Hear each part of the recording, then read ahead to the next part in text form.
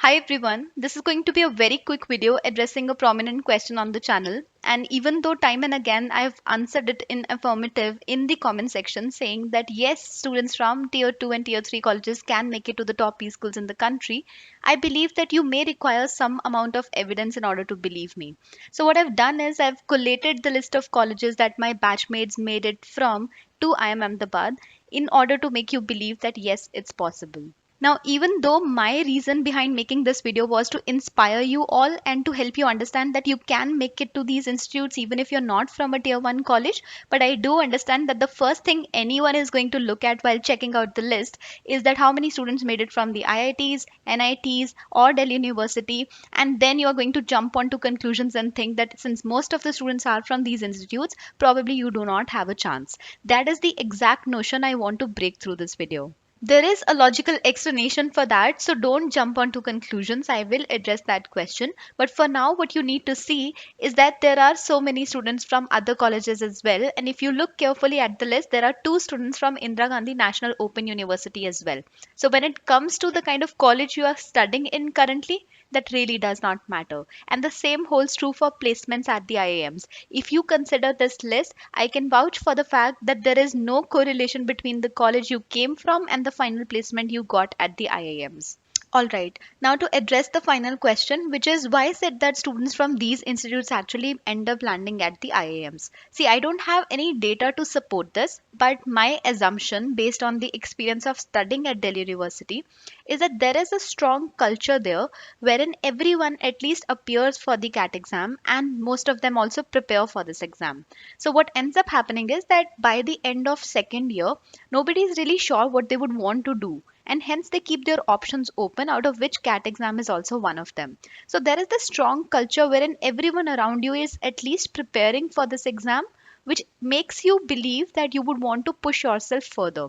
Now, if I were to collect that data, I really don't have it, but if I were to collect the data of number of students per college who apply for this institute, I believe that ratio is going to be the highest in tier 1 colleges, which is why actually they end up landing at these institutes as well, because of the strong culture of preparation wherein everyone around you is preparing and that helps you push yourself further. See, getting a shortlist is not at all dependent on your college name. It's only dependent on academic marks, your work experience, and the CAT percentile. And after that, in the selection process, that is the interview rounds, the only thing that matters is your overall profile, which again I have this assumption that tier 1 colleges do provide better opportunities when it comes to how you can build your profile.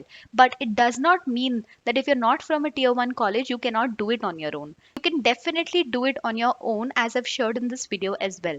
So do check it out. And apart from that, if I were to sum it up, I would say that there are only two criteria or two things that you need if you are from a tier 2 and tier 3 college. One is building that culture for your own. If you do not have enough students in your college who are appearing for this exam, do meet up students online and build a group, create a group if you want. And if you feel like you're self disciplined, you don't need that, then that is also good enough. I never prepared with someone. And the second criteria you need to manage is to ensure that you are able to build a strong profile and show your worth in the interviews. Now, that worth is not solely dependent on your college name.